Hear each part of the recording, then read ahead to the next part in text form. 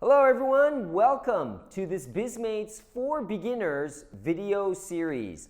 And today's phrase is I'm afraid so. I'm afraid so. What does this mean?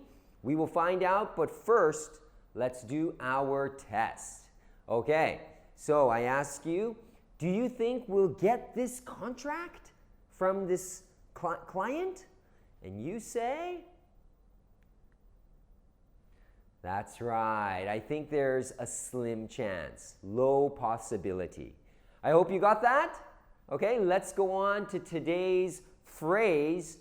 I'm afraid so. Okay, afraid is not scared in this case. It has another meaning. Okay, let's look at this. So imagine Taro is my coworker, and I ask Taro, I say, Taro, is the copier broken? It's not working.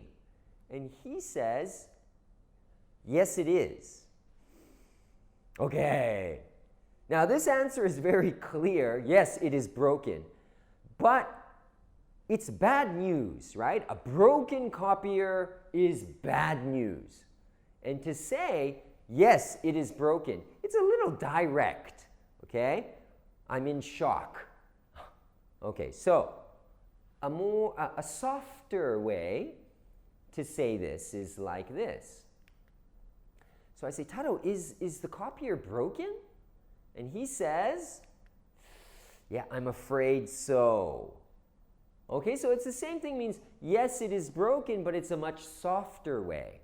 It's like, yeah, unfortunately, it is broken. I'm afraid so.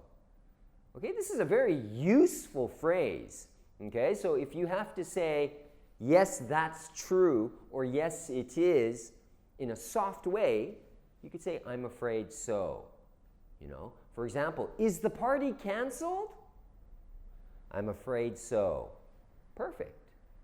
You know, for example, oh, did we lose the big contract?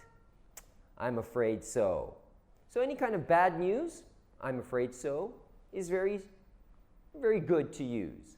Okay, let's look at pronunciation. It's I'm afraid so. You try. Good. Okay, with my question, is the copier broken? Oh, I see. Perfect. I'm still in shock, but not such a big shock. Okay, so for homework, I will ask you, is the copier broken? And you just say, yeah, I'm afraid so. Please remember this, and we will see you next time. Thank you.